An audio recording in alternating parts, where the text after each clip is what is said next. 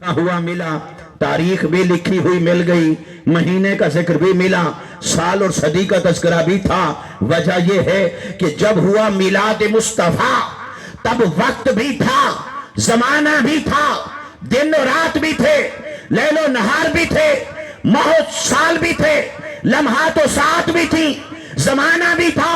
लेकिन जब हुई थी तखलीक मुस्तफा, जब हुई थी खिलकत मुस्तफा, सुनो मैं क्या बयान करूं, तब ना वक्त था, ना जमाना था, ना शब रोज थे, ना लैलो नहार थे, ना माह साल थे, ना लौ और कलम थे, ना अर्श और कुर्सी थे, ना नबातात और जमादात थे, ना नूरी और नारी थे। तब कुछ भी न था, सिर्फ जलवाए खुदा था या नूरे मोहम्मद मुस्तफा था।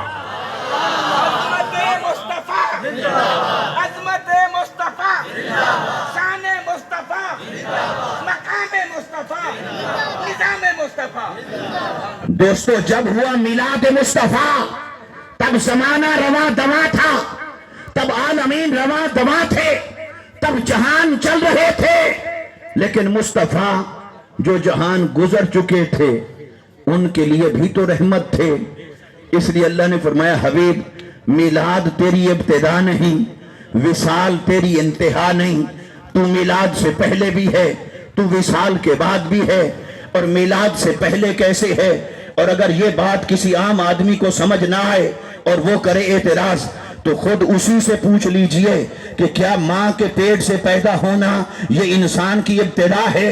आम इंसान, क्या माँ के पेट से पैदा होना क्या ये उसकी इब्तिदा है, और कब्र में चले जाना क्या ये उसकी इंतहा है। अगर ऐसा ही है तो क्या इंसान माँ के आम पेट में आने से पहले कहीं नहीं था, तो फिर आलम अरवाह में कौन था। और दुनिया में से जाने के बाद, कब्र में जाने के बाद आप कहते हैं अगले जहान में चला गया, वो बरज़ख में है, वो कब्र में है, उसे उठाया जाएगा, फिर हश्र के दिन होगा, फिर जन्नत में पहुंचेगा। तो पता चला आम इंसान की शान भी ये है कि माँ के पेट से पैदा होना उसकी इब्तिदा नहीं, और कब्र में चले जाना उसकी इंतहा नहीं। वो इस जहान से पहले उस जहान में था, और इस जहान के बाद अगले जहान में होगा।